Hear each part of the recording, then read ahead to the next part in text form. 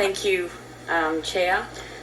First of all, actually, I'd like to... Identify yourself for the record, please. Sorry, Ainslie Ports. Okay. And I oppose Bill 89 in its current form. First of all, Mr. Anderson, I just want to address what you just mentioned about someone that came here 5 years ago. I've been here for 6 years. So you're saying that I don't count, or that my money doesn't matter, that you know what I'm contributing to the islands, that I don't think that I'm a local here, or I'm not as worthy as anyone that's been here 25 years? Is that what you're saying? I don't want to cut into her minute. As soon as you're done with your testimony, I'll be happy to answer. Okay. So I want to talk about the TVU buildings that have original governing documents that allow hotel use, that have for decades, which have prior history use.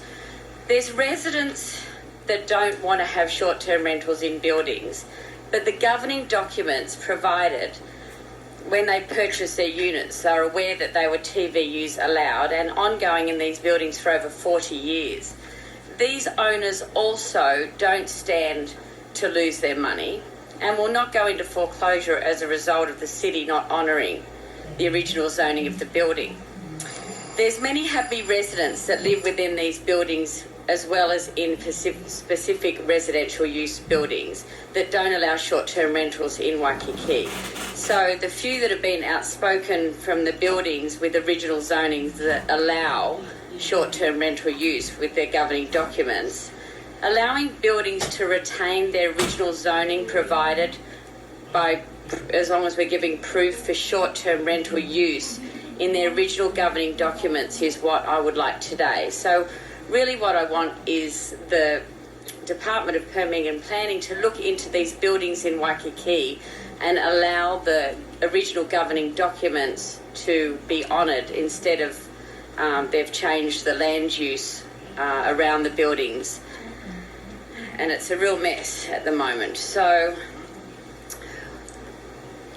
these owners want to proceed and they'll be heard through democratic process provided by the HOA. We're not sure why all the buildings were not allowed to participate and keep their zone. However, it's an opportunity to correct this issue and maintain the zoning which coincides with the use of activity in a handful of Waikiki buildings over 14 years. So I guess in summary what I'm saying is that there's many buildings that their governing documents allow short-term rentals.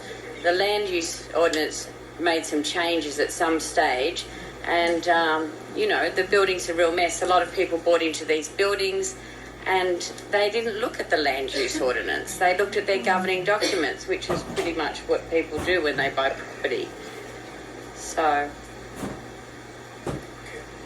yeah. Questions? Yes, Council Thank you, Chair. Chairman. Just a statement to help offer some clarification as to where I'm coming from. And no disrespect at all meant to you, ma'am, but let me offer some clarity, if I may, as to where I'm coming from. So we'll say that the house next door to mine is for sale. And thank you, Councilmember Elefante. I'm going to use you as an example. It's for sale. And Councilmember Elefante and his wife put some money together and they try to make an offer on it with the intent to live in the home as their primary residence. Someone now comes to Hawaii with the intent of buying that same home, but to utilize it as a short-term rental. And so therefore they either make a higher offer or a cash offer that Councilmember Elefante, as a local resident who's intending to live in the home, can't compete with. And they then buy that home with the intent to turn it into a short-term rental with the money that they're going to gain from it. That I have a problem with. But if that same home was in Councilmember Elefante's family, he's been living there with his wife and his children, and the house was where he grew up. His parents have since passed on, but that's the house that he grew up in. And say he and his family, for whatever reason, want to move to another part of Oahu. Say they want to live in a condo downtown, and it's not feasible for them to live in Waimanalo any longer.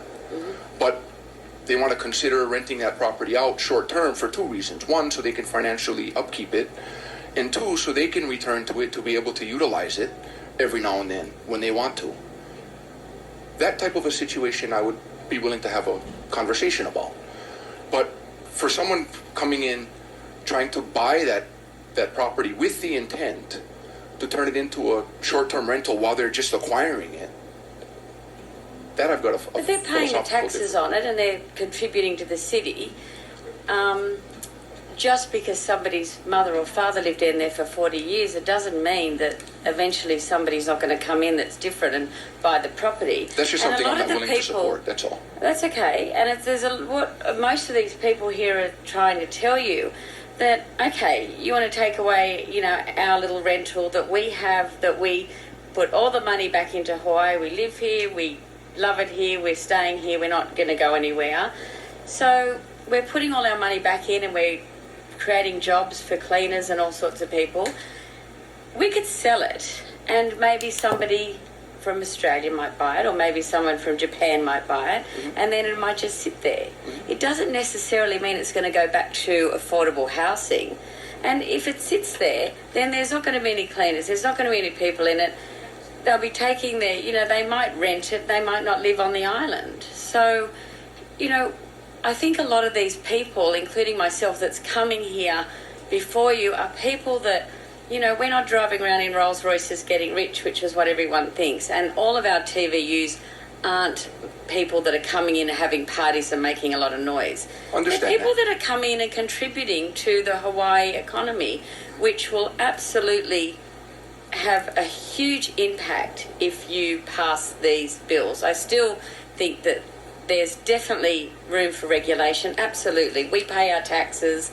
As I said, we put our money back into the economy, even though I've only been here for 6 years.